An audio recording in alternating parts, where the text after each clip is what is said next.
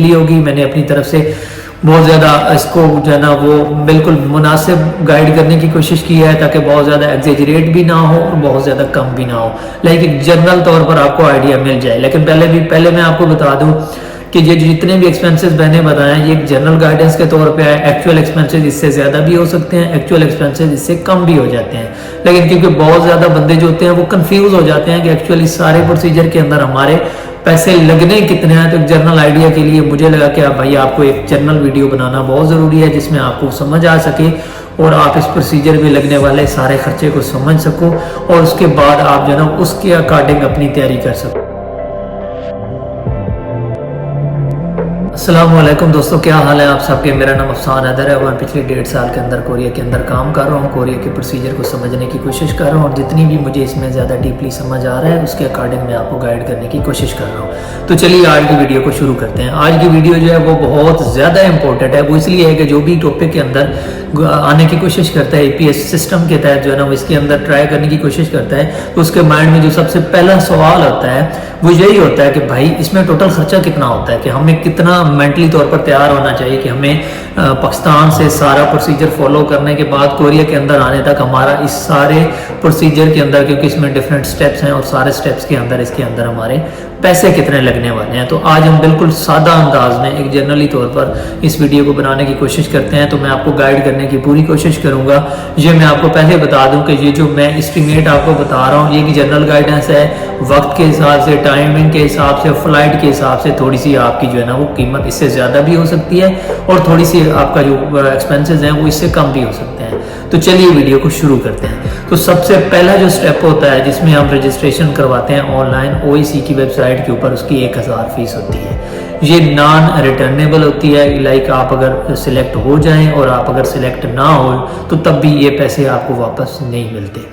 तो जब आपने ये प्रोसीजर फॉलो कर लिया, इसके बाद जो आपकी टॉपिक के लिए एक्चुअल रजिस्ट्रेशन होनी है OEC के अंदर जाकर, वो जो रजिस्ट्रेशन होनी है उसकी जो फीस होती है वो $24 से लेकर $30 के दरमियान होती है, जो आपने बैंक के थ्रू पे करनी होती है। तो वो आपने पे कर ली। इसके बाद जो नेक्स्ट आपका स्टेप होता है वो होता है आपका वीज़ा प्रोसेस वाला। वीज़ा प्रोसेस के लिए जब आपका वीज़ा वगैरह इशू हो जाता है, आपका जो है ना वो रोस्टर, आपका रोस्टर वगैरह पहुंच गया, रोस्टर से आपका वीज़ा इशू हो गया, आपका वीज़ा पाकिस्तान में आ गया, तो आगे जो मेन कुछ एक्सपेंसेस होते हैं उन पे हम बात कर लेते हैं। तो उसमें सबसे मेन एक्सपेंस जो होता है इसमें हमने उसको भी कवर करना है, आपके मेडिकल वगैरह को। तो जाहिर सी बात है जब आप रोस्टर वगैरह फॉरवर्ड करते हो तो उसके साथ आप मेडिकल भी लगाते हो, जो कि 20 से 50 हज़ार के दरमियान आपका मेडिकल का भी एक्सपेंस हो जाता है।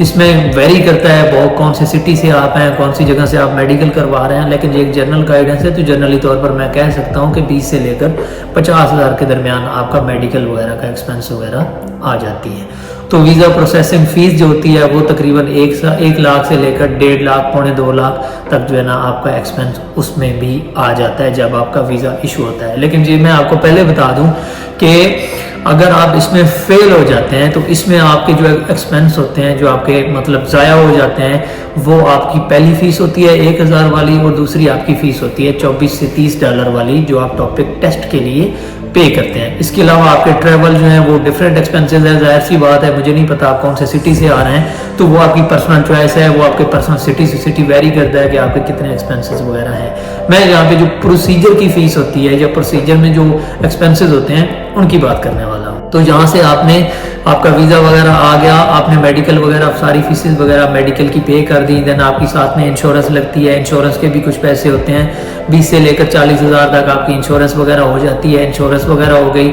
आपकी जो है ना। इसके बाद आपका वीज़ा प्रोसेस शुरू हो गया। वीज़ा प्रोसेसिंग की जो फ़ीस होती है 1 लाख से लेकर तकरीबन 1,80,90 हज़ार तक आपकी वीज़ा प्रोसेसिंग फ़ीस होगी, वो आपने पे कर दी है। अब इसके बाद सबसे मेन आ जाती है बात, वो सबसे मेन होती है कि एयर टिकट कितने का पड़ता है। तो कोरिया क्योंकि बहुत दूर है और कोरिया की जो फ्लाइट होती है वो बहुत लंबी होती है, लाइक आपको चेंज करना पड़ जाता है 2 जहाज़ों में, ठीक है। एक आप थाईलैंड आते हैं, यूजुअली नॉर्मल रूट जो होता है पहले थाईलैंड आते हैं और थाईलैंड के बाद आप दोबारा कोरिया में आते हैं। तो इसकी जो फीस होती है, फीस का जो फेयर होता है वो बहुत ज़्यादा जो है ना वो चेंज होता रहता है वक्त के साथ साथ। ये आपको बहुत ज़्यादा सस्ती भी मिल जाती है, बहुत ज़्यादा महंगी भी मिल सकती है। तो इसका अगर हम रफ अंदाज़ा लगा रहे हैं तो 2.5 लाख से लेकर 4 लाख तक तकरीबन आपका जो एयर टिकट का खर्चा है वो पड़ सकता है कोरिया के अंदर आने के लिए। तो ये थी आज की वीडियो। इस सारे अगर सिस्टम को आप कंबाइन करें, सारे एक्सपेंसेस को आप कंबाइन करें, तो मेरे हिसाब से 5 से लेकर 7 लाख के दरमियान आपका खर्चा कोरिया आने तक हो जाता है। ये बात याद रखें कि इसमें आपके पर्सनल एक्सपेंसेस मैंने बिल्कुल भी काउंट नहीं किए। मैंने सिर्फ जो प्रोसेस है, जो प्रोसीजर है, उस पर जितने भी आपके खर्चे होने हैं वो सारे काउंट किए हैं। पर्सनल एक्सपेंसेस में आपके ट्रैवल के एक्सपेंसेस हो गए। आपने जब कोरिया के लिए आना है तो आपने अपने पास कुछ खर्चा लेके आना है, $500 तक, या जितना भी आपको सूटेबल लगता है, जो जितना भी आपको जनरली सही लगता है, उस पर भी हम फर्दर वीडियो बनाएंगे कि आपको कितने पैसे अपने पास लेके आने चाहिए। और जब आप कोरिया में पहुंचते हैं तो उसके बाद फर्दर नेक्स्ट आपके साथ क्या होता है यहाँ पे, तो ये सारी चीज़ें हम जो है ना वो नेक्स्ट वीडियो में कवर करने वाले हैं, तो मेरे साथ ज़रूर स्टे रहें। तो ये थी आज की वीडियो, आपको बहुत ज़्यादा अच्छी लगी होगी, आपको इसमें से बहुत ज़्यादा इन्फॉर्मेशन भी। तो ये थी आज की वीडियो, आई होप आपको बहुत ज़्यादा अच्छी लगी होगी। लाइक सब्सक्राइब करना ना भूलें। मिलते हैं अगली वीडियो में। अल्लाह हाफ़िज़।